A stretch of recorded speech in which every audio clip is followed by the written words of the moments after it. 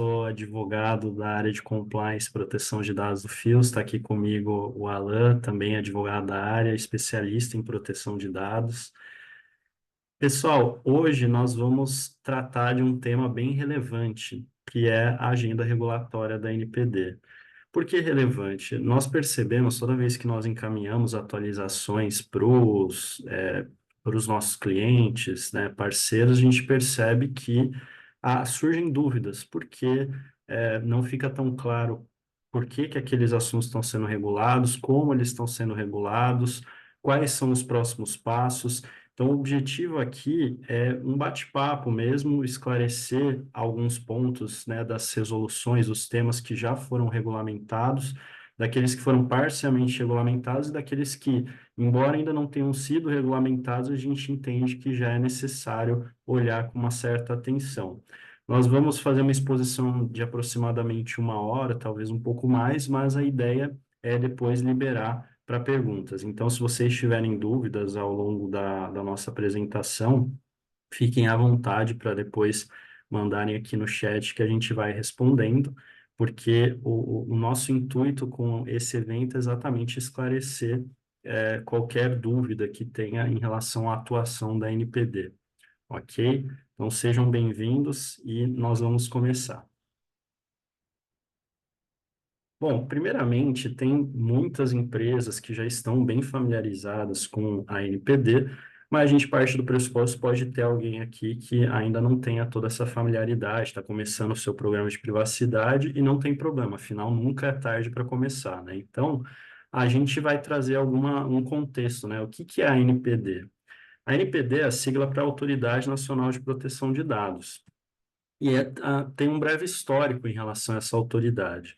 Muitos países, né, praticamente todos os países que têm uma legislação de proteção de dados possuem uma autoridade voltada exclusivamente para essa fiscalização, né, de como está sendo cumprida essa legislação, e no Brasil não foi diferente. Em 2018, quando a LGPD foi aprovada, tinha já uma medida provisória, a 869, para estabelecer competências, estruturas e forma de atuação da NPD. Em 2019, teve uma lei que, de fato, revogou essa medida provisória para estabelecer a criação e composição da NPD. E, à época, ela era como se fosse uma integrante da Presidência da República, né? Um órgão integrante ali do Poder Executivo, especificamente da Presidência da República.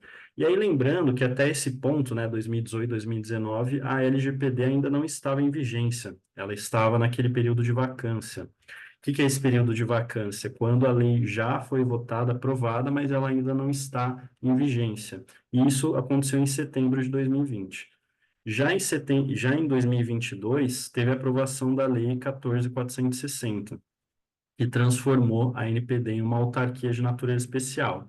Qual que é a importância disso? Você desvincula da presidência da República e dá maior autonomia, né? Porque a grande preocupação é ela ficar atuando ali de forma a atender a determinados interesses de um governo. Então, quando você transforma em autarquia, como é o CAD, por exemplo, você dá maior autonomia econômica, política e da atuação como um todo, ok? E qual que é a grande missão da NPD? A NPD, primeiro, ela visa promover uma cultura de proteção de dados. Então, uma dúvida que surge muito é por que a NPD fica publicando tanto material? Ela não tinha que estar fiscalizando, multando? Olha, uma das atribuições principais da NPD é essa função educativa. Então, a gente tem que ter essa clareza, né? Como agentes regulados, né? As empresas que seguem as normas da NPD e da LGPD, tem que ter essa clareza que dentre as atribuições da NPD também vai estar essa função de promover uma cultura de proteção de dados, não simplesmente punir aqueles que descumprem a lei. Além disso, que é um dos principais pontos que a gente está se encontrando hoje, criar normas complementares e orientações sobre a aplicação da LGPD, através de resoluções, guias orientativos, notas técnicas, fiscalizar o cumprimento das normas de proteção de dados pelos agentes de tratamento, então, verificar se aquilo que está sendo estabelecido tanto na LGPD como nessas normas complementares está sendo cumprido, e aplicar sanções administrativas, no caso de violações à LGPD e outras normas aplicáveis. Ok? Inclusive, uma coisa muito legal da NPD é que você entra no site deles e é possível ter acesso a todas as publicações, tanto aos materiais que são educativos, né, os guias orientativos, como aquelas resoluções que são obrigatórias. Então, se vocês tiverem interesse, acessem esse link que vai ter ali glossário de proteção de dados para se familiarizar com os termos utilizados, o guia orientativo, que foi inclusive o primeiro voltado aos agentes de tratamento, alguns guias voltados a tratamentos específicos, como biometria e reconhecimento facial, hipóteses legais de tratamento, questões envolvendo vazamento de dados, e eles se aplicam também aos titulares, né? Então, os titulares podem ir lá, o linguajar é bem fácil, dá para identificar ali como você tem ali para exercer os seus direitos, enfim. Então, é muito bom para todos darem uma olhada nesse material. Mas vamos para a agenda regulatória, que é o tema de hoje especificamente, né? O que que é essa agenda regulatória? Nada mais é do que um instrumento de planejamento que vai agregar as ações prioritárias da NPD entre determinados períodos. No caso, ela divide em biênios. Então, hoje a gente vai falar dos biênios 23 e 24. Quais são os objetivos dessa agenda, né? Por que que existe a agenda regulatória? Primeiro, da publicidade, né? Dizer para os agentes regulados, para as empresas que têm que cumprir, os agentes que têm que cumprir a LGPD, tanto empresas do setor privado como o setor público, o que que ela vai fazer, quais são os próximos passos. Dá previsibilidade também, então eu consigo me planejar dentro do meu programa de privacidade, saber o que que eu tenho que priorizar, transparência também, porque, afinal, se eu vou aplicar sanções, se eu vou fiscalizar, é interessante que no momento em que eu faça as normas complementares, eu estabeleça ali, dê a capacidade desses agentes regulados de entenderem quais são os critérios nos quais eu estou me baseando. Da eficiência também, porque, obviamente, quanto melhor eu consigo cumprir a minha agenda regulatória, mais regulado está o mercado, né, no sentido de cumprimento das normas envolvendo proteção de dados. E segurança jurídica, né? Então, se eu ali, por alguma razão, vou ter um processo de fiscalização ou de sanção, né? Um processo administrativo, eu tenho a segurança jurídica de saber aquilo que foi regulado, poder contestar, né? Apresentar minha defesa. E importante dizer, né, pessoal, a agenda regulatória, ela deve ser vista como um norte para os agentes de tratamento. Então, olha, eu estou ali investindo no meu programa de privacidade. Quais são os pontos que eu tenho que ter mais atenção? Eu vou ter mais atenção nos pontos que a NPD está tendo mais atenção. Então, a ideia é essa. E aí a gente trouxe para vocês os temas que a gente vai tratar hoje. A agenda regulatória da NPD, nesse biênio 23 e 24, ela foi revisada em dezembro de 23 e traz 20 temas prioritários. A gente não teria nem como passar por todos eles, nós vamos abordar 7, até porque alguns deles são aplicáveis ao setor público, né? Então, a gente escolheu aqueles que são do setor privado e que fazem mais sentido, têm mais aderência com as atividades que a gente observa dos clientes do escritório. Bom, o primeiro deles, a gente vai falar sobre a definição de alto risco e larga escala. Qual que é a ideia, né, dessa regulamentação? A NPD, ela define ali que você tem algumas situações em que o tratamento é mais crítico, então ela tem que definir o que que seriam essas questões de alto risco e larga escala. Isso foi feito em 27 de janeiro de 2022, mas você pode falar, a gente não está falando do biênio de 23 e 24, é porque, na verdade, não teve algo voltado exclusivamente para essa questão do alto risco e larga escala. Essas menções a esses termos foram feitas na resolução número 2, que trata de agente de pequeno porte. O Alan vai passar um pouco disso com vocês. Também tem o regulamento da dosimetria, aplicação de sanções, então aquelas sanções que estão previstas na LGPD. Como é que vão ser feitos na prática os parâmetros, os critérios para aplicar as sanções administrativas? Isso foi feito em fevereiro de 2023, através da resolução número 4. Também as hipóteses legais de tratamento, isso foi parcialmente regulado, porque em fevereiro de 24 nós tivemos o primeiro guia orientativo relativo a uma hipótese de tratamento específica. Também comunicação de incidentes e prazo de notificação, que foi feita em abril de 2024 pela resolução número 15. Aqui a gente entra em temas extremamente importantes. Aqui eu indicaria para vocês prestarem muito atenção nesses pontos, porque vai dizer como eu tenho que fazer aquela comunicação de incidente prevista no artigo 48 da LGPD. Também vamos falar do encarregado de proteção de dados, muito importante, né? Foi regulado recentemente, em julho de 24, pela resolução número 18. Aqui, eu diria para vocês que é uma das resoluções mais relevantes, porque a LGPD mencionava de forma muito vaga as atribuições do encarregado, né? Dizia ali apenas que era uma obrigação das empresas. E agora a gente tem um entendimento maior de como que vai funcionar a atuação desse agente, né, dentro da empresa, dentro dos agentes de tratamento. E também temos os direitos dos titulares de dados pessoais, né, e a inteligência artificial, que não foram temas regulados ainda, mas a gente entende que vale a pena já dar uma atenção para isso. Então, a gente vai passar hoje por esses temas, e agora eu vou passar para o Alan falar um pouco sobre o primeiro deles. Bom dia, pessoal. Acho que o Thiago já me apresentou aí. Eu sou o Alan, advogado da área de compliance aqui do Fios. E hoje nós vamos falar aí sobre alto risco e larga escala, né? Embora esse tema ele não tenha sido regulamentado, ele não tem uma regulamentação específica, ele foi mencionado, ele foi definido ali na regulamentação para a aplicação da LGPD para os agentes de tratamento de pequeno porte. E o que diz essa regulamentação? Ela diz que o alto risco será considerado um tratamento de alto risco aquele que atender cumulativamente a pelo menos um critério geral mais um critério específico. E quais são esses critérios gerais? Nós temos aí como o primeiro critério geral o tratamento de dados pessoais em larga escala e o tratamento de dados pessoais que possa afetar significantemente interesses e direitos fundamentais dos titulares. Quando nós falamos de tratamento de dados pessoais em larga escala, o que nós queremos dizer?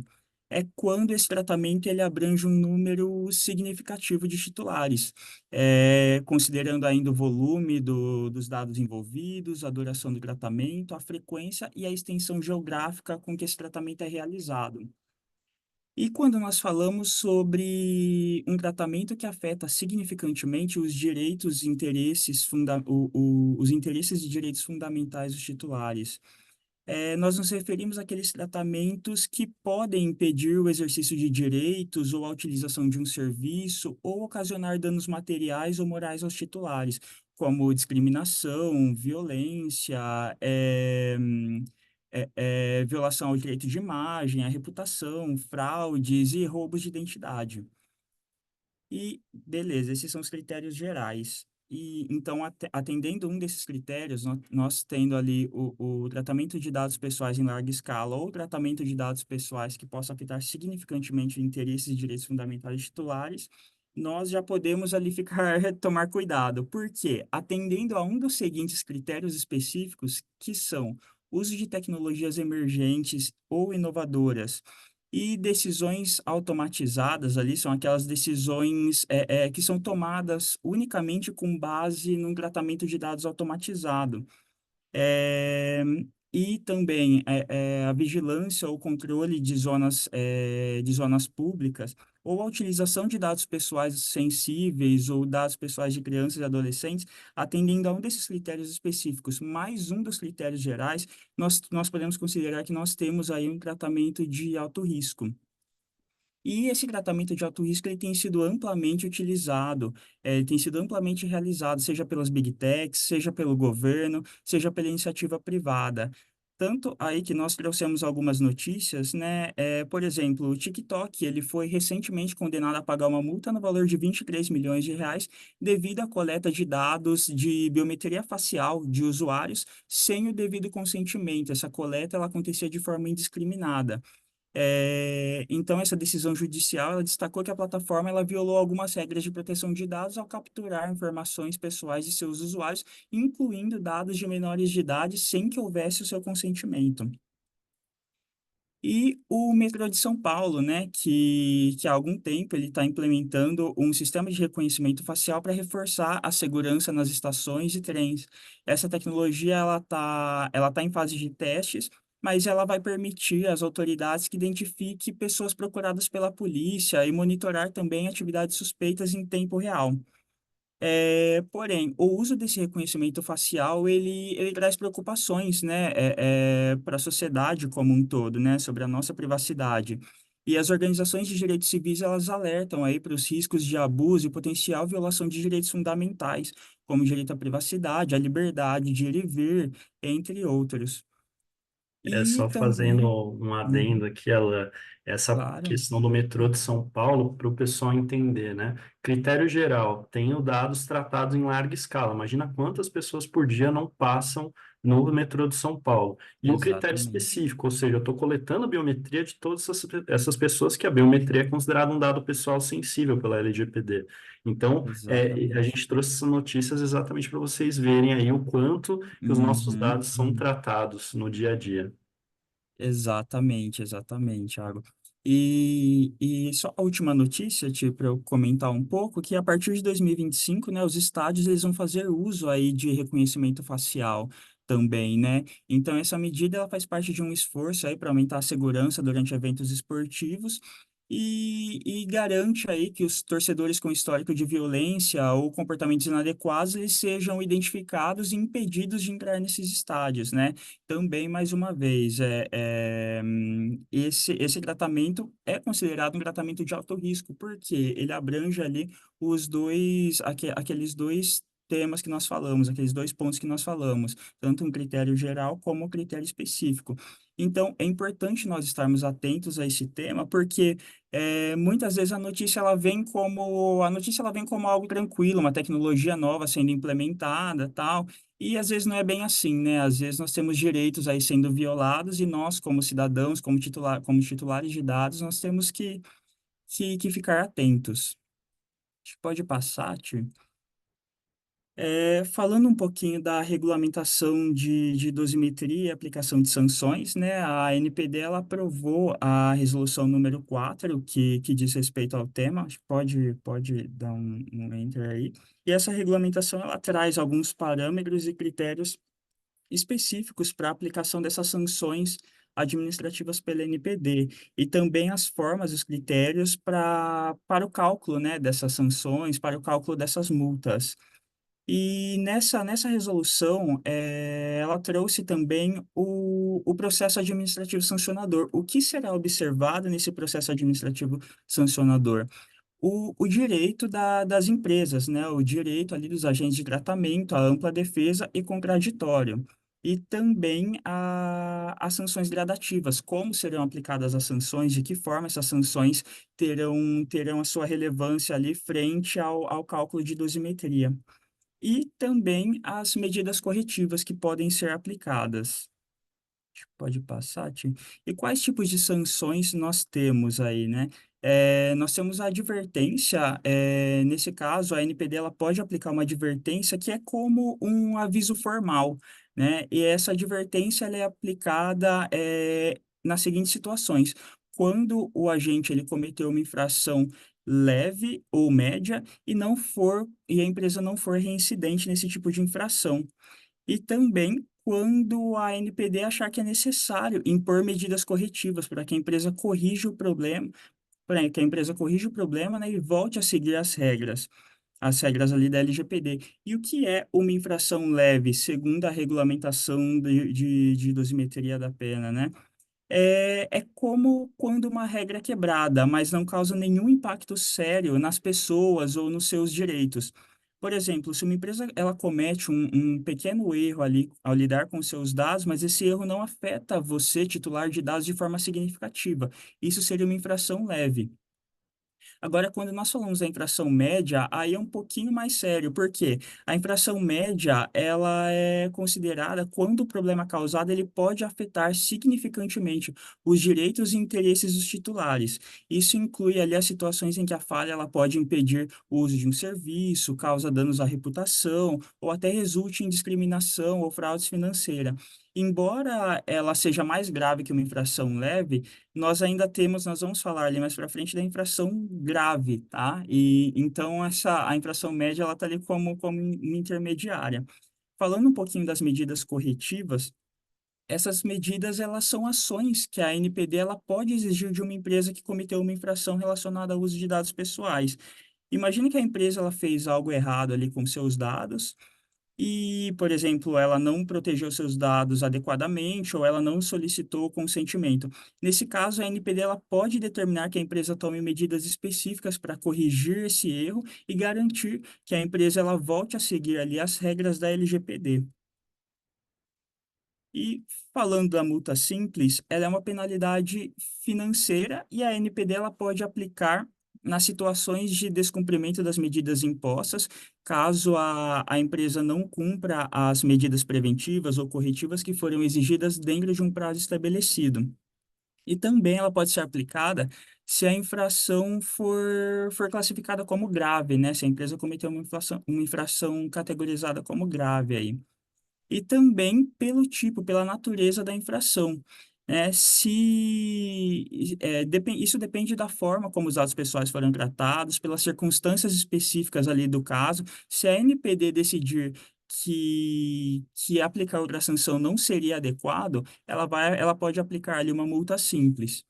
E falando da infração grave, o que que é a infração grave? Como eu disse, ela é o mais alto, ela tem ali o mais alto nível de seriedade entre as infrações. Isso acontece quando, além de afetar os direitos das pessoas ali de maneira significativa, como eu disse na infração média, existem alguns fatores adicionais que tornam a situação ainda pior. Por exemplo, se o problema envolve muitas pessoas, se envolve a intenção de ganhar dinheiro, uma intenção monetária aí com essa infração, ou se coloca a vida de alguém em risco, ou envolve muitos dados sensíveis, como de crianças ou idosos. Tá? Um outro exemplo de infração grave seria essa empresa tentar atrapalhar o processo fiscalizatório da NPD. Pode ser aplicado, pode ser considerada ali também uma infração grave. E só lembrando que essa multa ela vai até 2% do faturamento bruto, limitado a 50 milhões de reais por infração. Tá bom, pessoal? Então, se você cometeu uma, duas, três infração, cada infração ela pode ter ali pode ser ali até 2% do faturamento bruto, tá bom? E também pode ser aplicada ali uma multa diária, né? No caso a empresa ela não regularize as infrações a qual ela foi notificada, caso ela atrapalhe também a fiscalização da NPD, né? E caso a infração ela não cesse de forma permanente pela empresa, ela não seja cessada pela empresa. Também nós temos aí a publicização da infração, que ocorre aí nos casos que são mais relevantes para a sociedade, né? Isso depende da relevância do caso e do interesse social, do interesse público sobre aquela infração. E nós temos A gente também. pode dar só Uhum, te interrompendo, uhum, Alan, me perdoe. claro. Só, por exemplo, todo mundo aqui usa o WhatsApp, né? Então, imagina que tem um vazamento de dados grande, pela Meta no uso do WhatsApp. É de interesse público que isso venha à tona. Então, é Uhum, nesse contexto em que vai ser necessária a publicização da infração pelo agente de exato. tratamento. Exato, exato. É porque o WhatsApp é um instrumento amplamente utilizado, né, pela sociedade de modo geral, pelas empresas também, tem muitas empresas utilizando o WhatsApp, então é algo que acaba tendo uma relevância social, né, uma sanção a essa empresa, ao uso desse aplicativo. E também nós temos aí o bloqueio, eliminação, suspensão ou proibição do tratamento de dados. Algumas pessoas elas consideram ali que a sanção pecuniária ela é o pior tipo de sanção que uma empresa pode sofrer, mas vocês já pensaram na restrição, na suspensão, na proibição do tratamento de dados de uma empresa? Isso pode levar uma empresa à morte, isso pode acabar com uma empresa. Então, é importante que nós fiquemos atentos aí, que nós tentamos sempre observar aí as regras da LGPD e das suas regulamentações, né? Acho que pode Perfeito. passar, tipo. Imagina uma empresa tentar funcionar sem banco de dados. É inviável. Então, às vezes, a gente foca muito na multa, que já é muito relevante, porque pode chegar a 50 milhões por infração, mas imagina se chegar no ponto da NPD falar, ok, então você não vai mais usar o seu banco de dados. É impossível a empresa operar.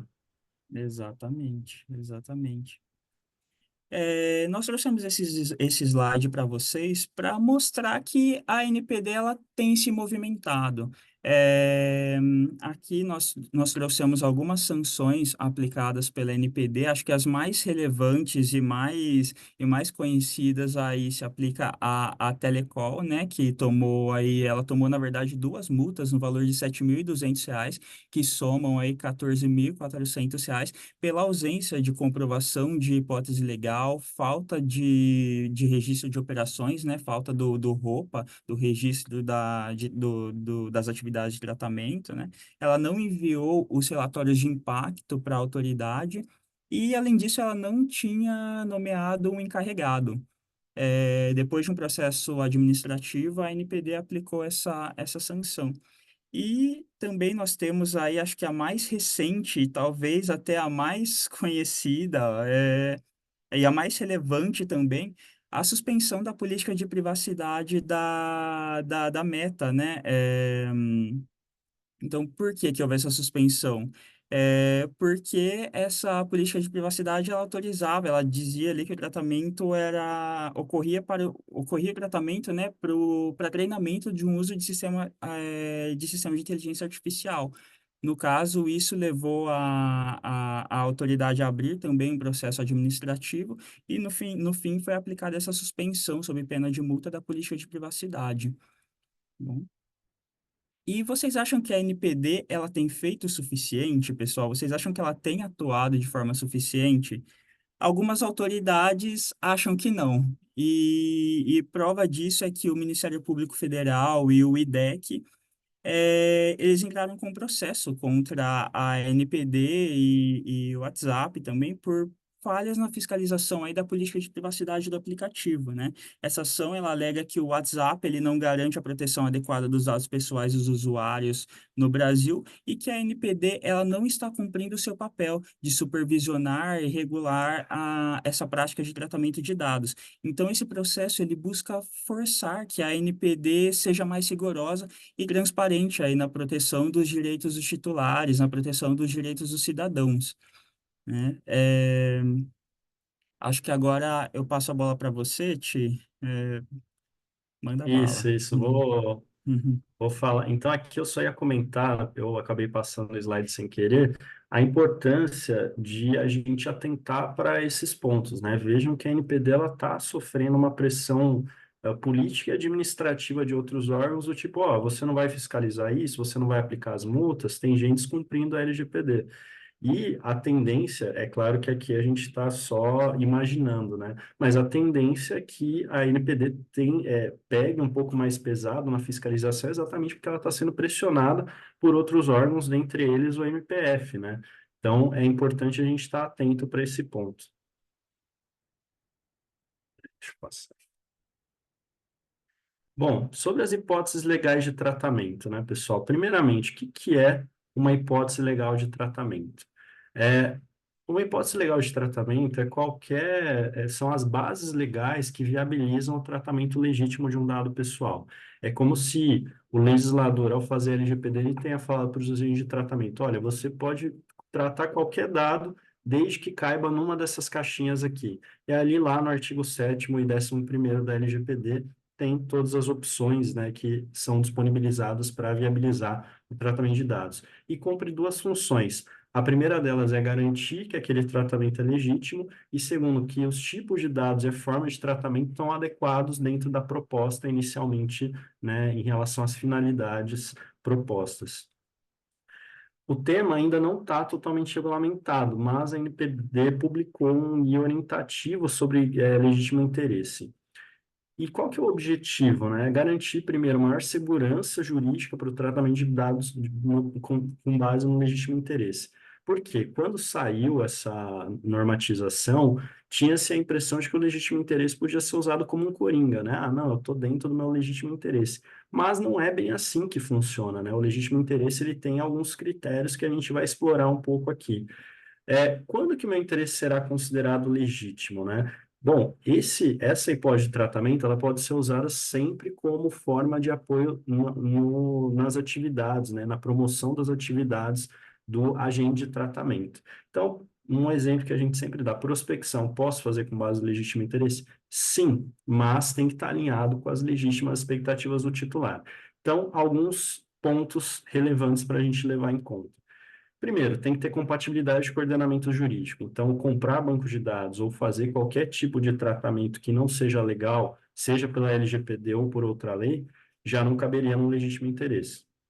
Segundo, tem que estar baseado em situações concretas. Eu não posso virar e falar, não, vou coletar dados, porque mais para frente eu vou lançar um produto ou tenho ali o plano de um projeto futuro, então eu já vou coletar dados em massa aqui porque eu vou utilizar futuramente. Não, você precisa ter uma finalidade específica que se aplique àquele momento. E vinculação a finalidades legítimas específicas e explícitas. É a questão da transparência, né? Então, para o titular precisa fazer sentido por que o dado dele está sendo tratado com base no legítimo interesse por aquele agente de tratamento. Ok? E algumas dúvidas comuns que costumam surgir, que a gente decidiu trazer aqui quando falamos em legítimo interesse, né? A primeira delas é como que eu provo que o meu interesse é legítimo? Porque, obviamente, se eu estou baseando no legítimo interesse, eu acho que há legitimidade, mas como é que eu demonstro isso para o titular, para a NPD? Bom, a primeira parte é eu verificar se eu tenho essa transparência em relação ao titular. Faz sentido para o titular, né? Porque se o titular receber, sei lá, um acesso da minha empresa e falar, cara, quem que é essa empresa? Por que que eles têm os meus dados? Talvez eu tenha um problema aí. Segundo, ter uma política de privacidade, um aviso de privacidade, um termo de ciência para dar ao titular todas as informações necessárias sobre o tratamento a ser realizado. E terceiro, o que a gente chama de LIA, né? O que é o LIA? É um documento em que eu registro, né? No Brasil a gente chama de teste de ponderação. É um documento em que eu registro tudo o que eu pretendo fazer naquela operação que eu baseei no legítimo interesse. Então, digamos, eu vou começar um aplicativo e ali eu vou ter que acessar alguns titulares para promover esse aplicativo. Posso? Posso, mas eu vou ver no teste de ponderação. Faz sentido para aquele público que eu estou mirando? Como que eu vou acessar essas pessoas? Vou compartilhar esses dados com quem? Quais medidas de segurança eu vou atribuir? E aí eu consigo registrar tudo que eu tô, toda essa análise que eu estou fazendo, toda essa ponderação entre o meu interesse e os direitos e legítimas expectativas do titular. Só quando eles estiverem balanceados que eu posso falar que o interesse é legítimo. Posso tratar dados pessoais sensíveis com base no legítimo interesse? Esse é um ponto relevante, pessoal. Não. Então, se a sua empresa é do setor da saúde ou outros que costumam lidar com dados pessoais sensíveis, você precisa buscar alternativas, porque o legítimo interesse não permite tratamento de dados pessoais sensíveis, dentre eles, como a gente já mencionou, tem a biometria, mas também a saúde, enfim. Então, tomem cuidado com esse ponto. Legítimo interesse não é uma base para tratamento de dados pessoais sensíveis. Posso tratar dados pessoais de crianças e adolescentes com base no legítimo interesse? Pode, né? Tem um enunciado, inclusive, da NPD, que menciona que é possível, desde que seja feito dentro dos melhores interesses da criança ou do adolescente. Então, é um ponto da gente levar em consideração.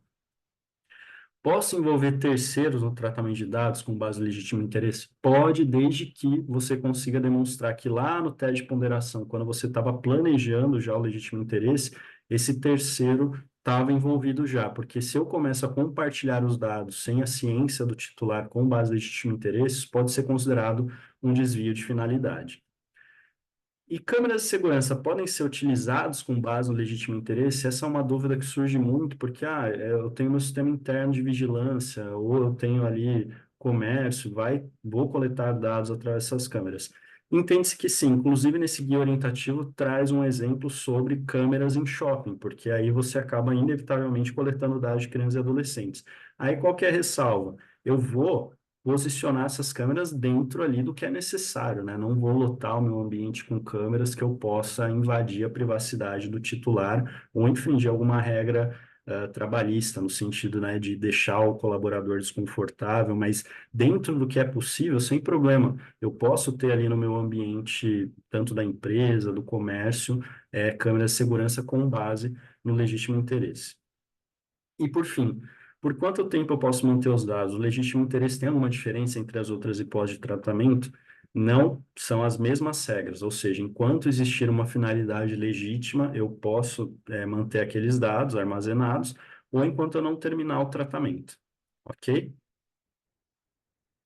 Comunicação de incidentes. Aqui a gente chega naqueles pontos em que a gente estava, em que nós falamos lá no início, que seria extremamente relevante, porque a gente espera que nunca aconteça, mas fato é que se eu tiver uma situação de incidente de segurança, eu preciso ter clareza de como seguir.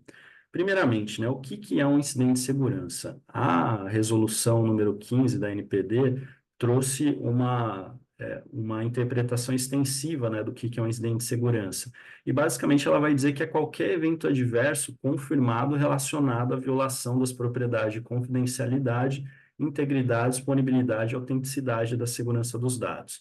Então, basicamente, se os meus dados vazam, afetou a confidencialidade. Se eles foram alterados ou destruídos de forma indevida, afetou a integridade. Se eu tenho os dados, mas eles estão bloqueados, inacessíveis, afetou a disponibilidade. E se por acaso tem ali uma fraude nas credenciais, se alguém que não deveria estar tratando os dados está tratando, também tem uma fraude na autenticidade, na segurança dos dados. E qual que é o objetivo dessa resolução, né? Primeiro, assegurar que vão ser adotadas as medidas necessárias para mitigar ou reverter os efeitos dos prejuízos gerados, ou seja, que o agente de tratamento está preparado para lidar com aquela situação do incidente de segurança, para efetivar o princípio da responsabilização e da prestação de contas, ou seja, tem esse princípio lá, dentre outros, no artigo 6º da LGPD, que fala o seguinte: olha, você precisa me demonstrar o que você tem feito, tanto antes como depois do incidente de segurança, né? O que tem no seu programa de privacidade? Como que você está tratando dados?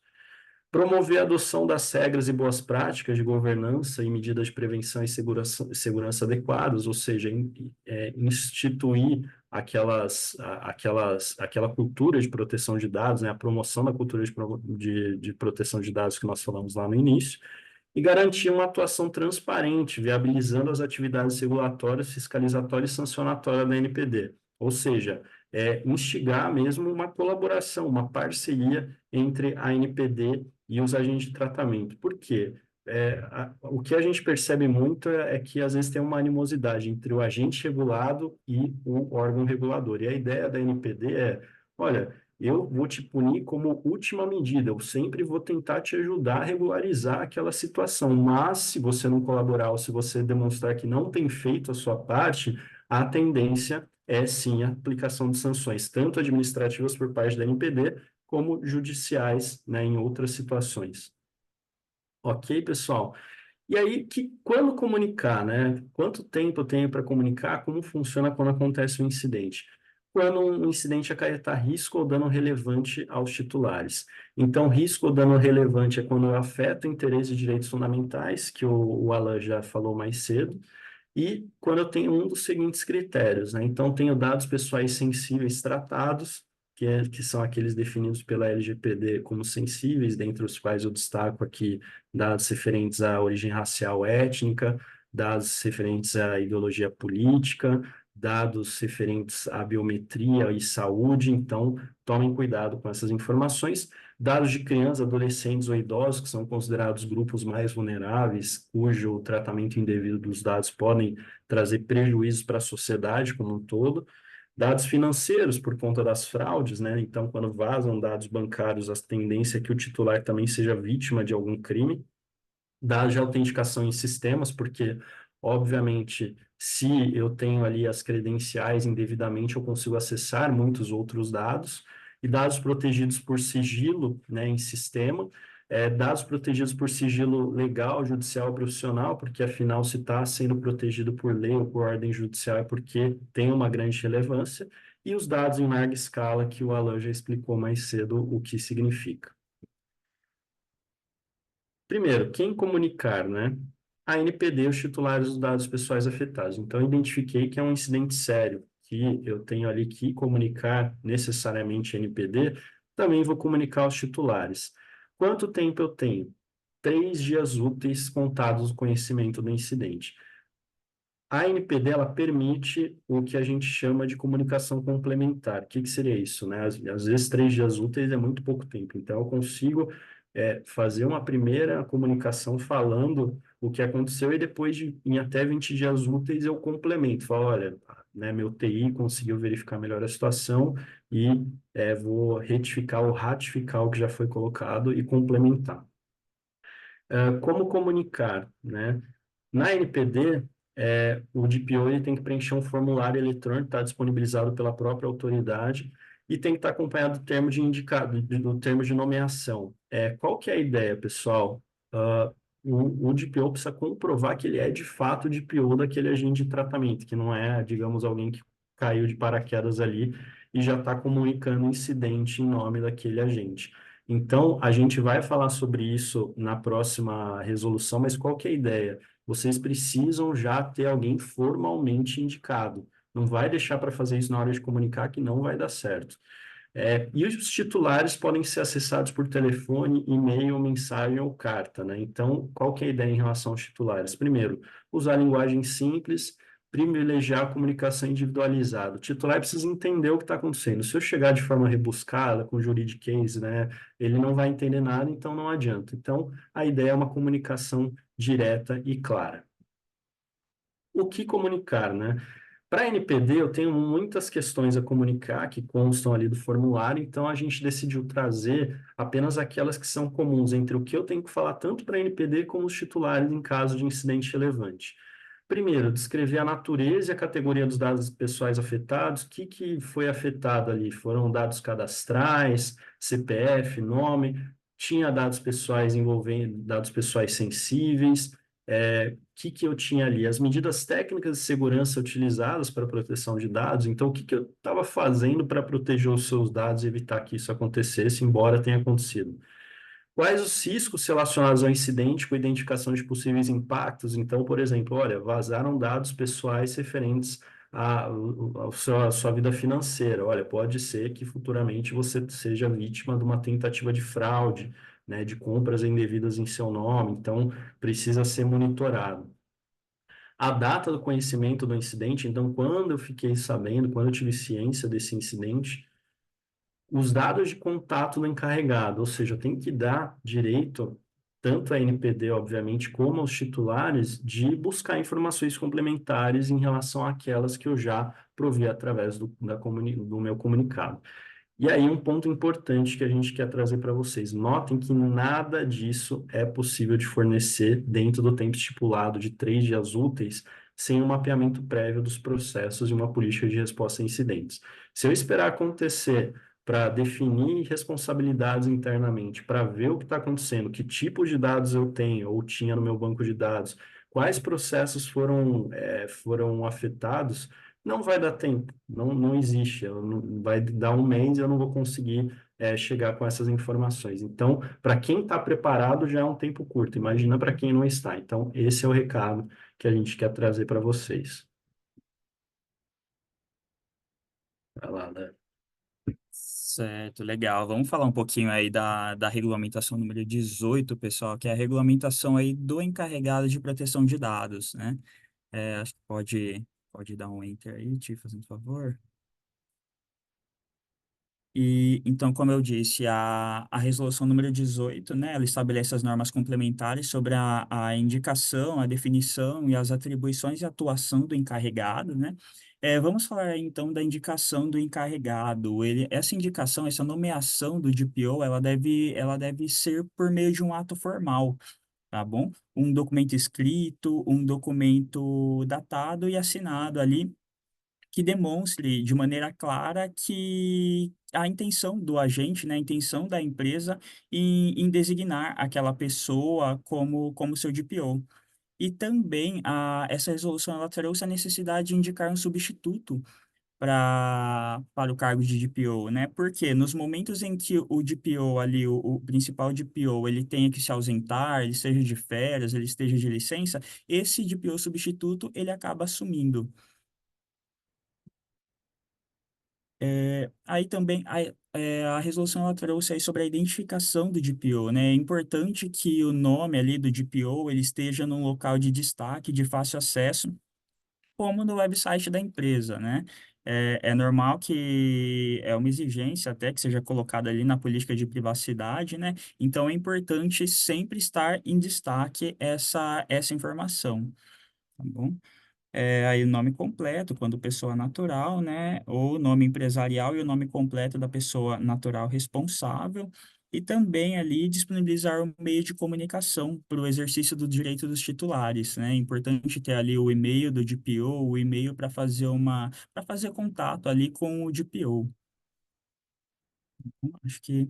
E nós temos algumas dúvidas comuns que chegam aqui para a gente em relação a esse tema.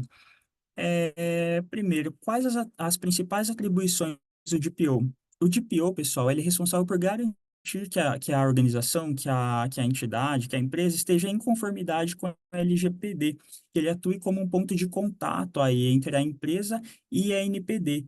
E também orientar os funcionários e contratados sobre as práticas de tratamento de dados e também monitorar a implementação das políticas de proteção de dados.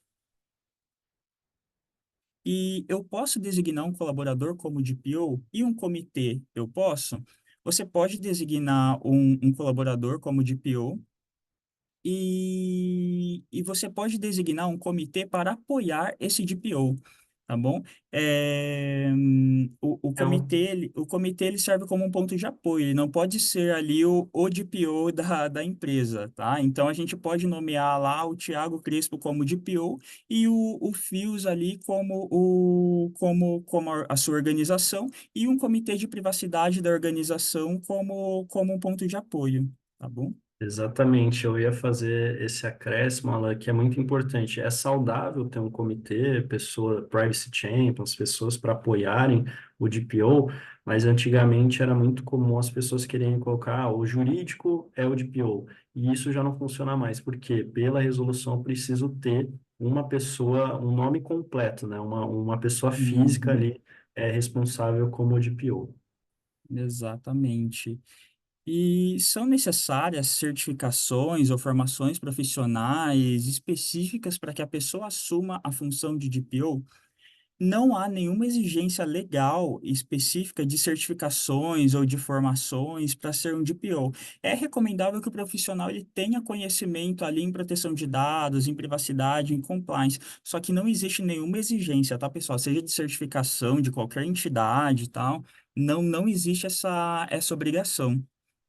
E é necessário registrar o DPO junto à NPD ou outro órgão? Não é necessário registrar o DPO junto à NPD ou a qualquer outro órgão. E qual que é a responsabilidade legal do DPO? O DPO ele exerce uma função consultiva. Então, ele tem a responsabilidade de garantir que a empresa siga as práticas de proteção de dados estabelecidas pela LGPD, mas ele não pode ser responsabilizado ali por omissões ou falhas na proteção de dados pessoais, no tratamento de dados pessoais, pois essa responsabilidade ela recai sobre o agente de tratamento, sobre a empresa, tá bom? E o DPO, ele precisa ser brasileiro?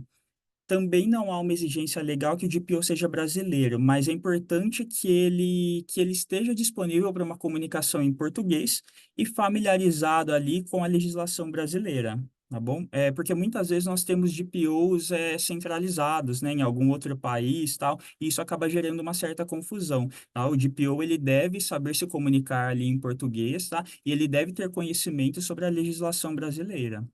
Não, perfeito. E isso acontece muito. Às vezes as empresas que têm uma matriz nos Estados Unidos, na Europa, falam, não, tem um DPO que cuida de tudo lá fora. Veja, essa pessoa, ela não vai conseguir atender aos titulares aqui no Brasil. Então, é importante ter um DPO também no Brasil. Exatamente.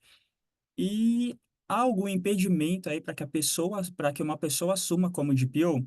Não há impedimentos legais diretos, tá bom? Mas é importante que o DPO não tenha conflitos de interesse em suas outras funções dentro da organização. Ele deve ser independente. Então, por exemplo, se um gerente de RH, por exemplo, ele assume como DPO, é importante ali que ele esteja atento quando ele for tratar de situações de tratamento de dados do RH, tá? Talvez até ali ele se abster e o substituto tomar a frente ali dessas decisões referentes ao RH. Então, é importante estar atento. E em algumas situações é importante até realizar uma análise de conflitos de interesse para ver se está certinho, se ele pode exercer essa função, tá bom, pessoal? Então, como eu falei, não há impedimentos legais diretos, mas é importante estar atento sobre isso. E os direitos dos titulares. Nós não trouxemos aqui para vocês os direitos dos titulares previstos lá no artigo 18, acho que até porque, assim, esse tema o pessoal fala em todo evento, né? Em todo evento vem lá direito de acesso, os 10 direitos que tem lá. Mas aqui nós trouxemos algumas formas da empresa se resguardar quando o titular fizer exercer esses direitos. Então, é importante ali que a empresa tenha uma política de privacidade, de fácil acesso, né, no site, com informações envolvendo o tratamento de dados, incluindo a finalidade, a forma e duração do tratamento, porque o titular, muitas vezes, ele pode consultar a política de privacidade antes de fazer a solicitação, antes dele exercer seus direitos. E, às vezes, a resposta está ali na política de privacidade. Então, essa é uma forma de nós diminuirmos até mesmo o número de solicitações que nós recebemos. É importante também ter um mapeamento de dados ali feito. Por quê? Porque quando o titular ele faz essa solicitação, quando ele exerce o seu direito, é importante que nós tenhamos ali o tipo de dado que está sendo tratado, quais os terceiros envolvidos, as informações sobre o tratamento de dados de forma organizada, porque nós temos um prazo para atender essa solicitação, né, que são um prazo de 15 dias contados. Então, é importante que nós tenhamos isso já formalizado, isso certinho, para as informações serem mais fáceis de ser encontradas. E também as hipóteses de tratamento, as bases legais ali do artigo 7º e do artigo 11º da LGPD, definidas para cada atividade de tratamento. Então, com essa hipótese de tratamento definida, o agente, a empresa, ela sabe se ela pode atender aquele direito do titular, se ela pode eliminar determinado dado ou não. E também, como eu disse, tudo isso é importante por quê? Porque o atendimento ele deve ser imediato ou em até 15 dias contados do recebimento da solicitação. Só lembrando que essa solicitação ela pode ser realizada tanto pelo meio físico como pelo meio virtual, tá bom? Acho que pode passar, Ti. Eu acho que é isso, Beleza. pessoal. Vai lá, Pessoal, Ti. por fim, a gente vai falar sobre um tema que está na agenda regulatória, não foi regulado ainda, mas está já dando o que falar, né? Se a gente pensar na questão ali da meta envolvendo o treinamento de inteligência artificial, o bloqueio da política de privacidade do WhatsApp, a NPD não só quer regulamentar, como ela já foi eleita como um dos principais órgãos regulamentadores do tema. Então, por isso que a gente trouxe esse tema. Vamos passar de forma bem breve, mas só para vocês entenderem um pouco.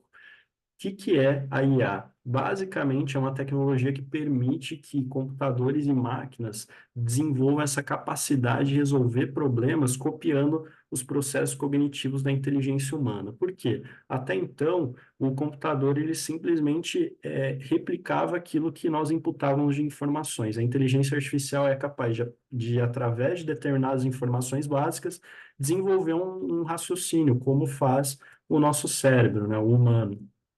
Alguns exemplos de inteligência artificial amplamente utilizadas nesses momentos, atualmente. Assistentes digitais, então a Alexa, a Siri, aquelas do Google, enfim, diversas Big Techs já têm as suas próprias assistentes digitais. Às vezes eu estou falando, a Siri já me responde aqui, estou dando algum treinamento, aí meu celular começa a Siri me responder, então assim, faz parte. Veículos autônomos, né? Então, são aqueles veículos que eles tomam em milésimos de segundo, decisões que às vezes nem o ser humano é capaz de tomar. Ferramentas generativas, como é o caso do chat GPT, ou seja, além dela conseguir me passar o conhecimento, ela vai aprendendo com as interações com cada usuário. As soluções de GPS, então, a gente já tinha GPS há muitos anos, né? Mas com o Waze e outras soluções que vieram, agora ele consegue calcular em tempo real, de acordo com o tráfego, quanto tempo que você demora para chegar no lugar, recalcular rotas, isso tudo é feito através de inteligência artificial. E aqueles softwares de gestão de mídia, que a gente percebe que hoje em dia até é difícil saber no que acreditar ou não, né? Porque hoje tem softwares que são capazes de clonar a minha imagem e outra pessoa falar no meu lugar e sair um vídeo ali com a minha voz de alguém e a minha imagem de alguém falando algo no meu lugar, né? E aí o que aparenta pro visualizador daquele vídeo é que sou eu de fato falando. E como que surgiu a inteligência artificial, né? Aqui, só trazendo um panorama para vocês, desde 43, quando nem existiam computadores, já existiam meios ali de fazer, já existiam projetos de fazer com que a máquina deixasse de ser uma mera facilitadora e começasse a atuar junto com o ser humano, né? Então, já o Warren McLuhan e o Walter Pitts já começaram a descrever redes neurais semelhantes ao sistema nervoso humano em um diagrama matemático, ou seja, se o computador fosse raciocinar, como funcionaria isso na prática? Se a máquina fosse capaz de tomar decisões no nosso lugar. Em 1950 também foi projetado um equipamento capaz de jogar xadrez de forma autônoma, e o Alan Turing também, que tem até um filme, né, retratado pelo Benedict Cumberbatch, que é o jogo da imitação, em que ele desenvolveu métodos para reconhecer quando uma máquina estava tentando se passar por uma pessoa de carne e osso. Hoje é algo bem óbvio para nós, mas naquela época realmente era uma nova ferramenta, então para eles era algo muito desafiador. E um dos fatores, né, que começaram a fazer com que a gente levasse a inteligência artificial a sério, né, porque até então era só, eu sei que estão desenvolvendo, mas não estamos levando tão a sério, estamos muito distantes disso, foi quando há 20 anos, né, na verdade faz mais, porque foi em 97, um dos maiores jogadores de xadrez de todos os tempos foi batido por uma inteligência artificial desenvolvida pela IBM, né? Então, o Kasparov foi jogar com um computador, uma inteligência artificial, né? Teve um desafio, ele perdeu e na época ele até alegou que teria tido uma fraude, que na verdade não era o computador tomando decisões, mas sim um time de jogadores de xadrez, mas a IBM conseguiu comprovar que as decisões foram tomadas de forma autônoma por aquele computador. Então foi quando todo mundo falou, opa, peraí, essa inteligência artificial já sabe o que está fazendo, né? E aí a gente tem algumas notícias recentes, né, sobre inteligência artificial. Primeira delas, como eu mencionei, é que a NPD foi formalizada como coordenadora do Sistema Nacional de Inteligência Artificial. O que significa isso? Ela vai ser uma das responsáveis por regulamentar o tema e fiscalizar, né? Então, quando tiverem ali essas tecnologias disruptivas, a NPD, que afetem um grande número de titulares, a NPD vai ser uma das responsáveis por verificar como que essa tecnologia está sendo utilizada, como ela foi desenvolvida, tem aqueles sandbox regulatórios, né, que é um ambiente seguro para você testar essas inteligências. A gente verifica que tem algumas situações em que a inteligência artificial também está sendo usada para fraudes e golpes, né? Então, a inteligência artificial hoje, atualmente está sendo um motivo ali de relatório para apurar como os vírus e ransomware estão sendo implementados, né? Estão sendo melhorados através do uso de inteligência artificial e também é aquela questão que eu mencionei de deepfake, né? Então, para a pessoa que está vendo um vídeo, ela por vezes é enganada pela inteligência artificial e teve um caso que ficou famoso recentemente, em que uma pessoa conseguiu criar uma reunião falsa por inteligência artificial e conseguiu aprovar lá diversos faturamentos de milhões em uma multinacional e que gerou um prejuízo de 129 milhões para essa empresa. Então, ela conseguiu fazer lá um esquema em que simulou que numa reunião um dos membros da diretoria estava aprovando diversos faturamentos e, na verdade, isso era um golpe, era uma simulação. Então vejam o perigo, né, a relevância do tema. E aí o que que a gente recomenda, né, quando se lida com inteligência artificial, que é algo que tem ali trazido uma preocupação mundo afora, né? A ONU até aprovou uma primeira resolução para proteger a humanidade das IAs. E, claro, calma, não é que as IAs vão atacar a gente, pelo menos não até onde sabemos no momento, mas a ideia é exatamente prever essas questões. Como que vai ser o impacto no mercado de trabalho, né? Como que eu desenvolvo medidas regulatórias para a IA me ajudar e não causar desemprego em massa? Como que eu prever, eu tenho medidas ali prevenindo que sejam utilizadas as inteligências artificiais para a prática de golpes, para fraudes. Então, essa resolução seria isso, né? Para auxiliar os países a utilizar a IA como uma ferramenta que desenvolva a humanidade, e não cause guerras e não cause ali mais problemas sociais do que nós já temos. E ao lidar com uma IA, o que que é importante que a gente recomenda que vocês, né, se estiverem desenvolvendo, se estiverem utilizando alguma inteligência artificial, tenham essas medidas aí em mente. Primeiro, garantir que a empresa esteja ciente de acordo. Então, se eu sou ali um líder de uma empresa, se eu sou gestor de uma área, é importante eu pensar, ó, essa ferramenta está dentro ali dos parâmetros institucionais, em conformidade com a nossa política, seja verificada a procedência, ou seja, quem que fez essa IA, porque por vezes pode ser Google, enfim, empresas aí conhecidas, mas nem sempre aquelas IAs que estão disponíveis são de origem conhecida. Que tenha transparência nas decisões tomadas. Eu tenho clareza de como que essa IA chega nesse resultado que ela me traz, que tenha conformidade regulatória. Isso, obviamente, é algo que vai sendo desenvolvido, mas é aquela questão, se já é para uma finalidade legal, não vou usar. Né? Então, se já essa IA, por exemplo, vai coletar dados indevidamente, já não vou usar. E, lógico, cumprindo aquelas regulamentações futuras que devem surgir a partir da NPD e do próprio Poder Legislativo. Que haja privacidade e segurança dos dados, ou seja, eu tenho clareza de como essa IA trata dados pessoais, o que que eu posso imputar ou não, então tomem cuidado, vocês que usam o chat GPT, evitem colocar informações sobre a empresa, sobre pessoas físicas, né, imputar dados pessoais, sempre quando forem pedir auxílio para desenvolvimento de qualquer ideia, de documento, sempre coloquem ideias hipotéticas para te auxiliar a chegar numa versão final. Seja verificada a precisão dos dados. Então, muita gente já relatou, né, voltando ao chat GPT, que às vezes ele inventa bibliografia, inventa jurisprudência, inventa dados técnicos. Então, tomem cuidado também com essas informações. Se há treinamento dos usuários, ou seja, as pessoas que vão ser os principais responsáveis na minha empresa, estão capacitadas para utilizar esse tipo de ferramenta, né? Então, sempre contar ali com um apoio, né, de inovação, né, da área de segurança da informação, de TI, porque a pior coisa que a gente pode fazer é que essas áreas sejam as últimas a saber que a gente está usando esse tipo de ferramenta internamente.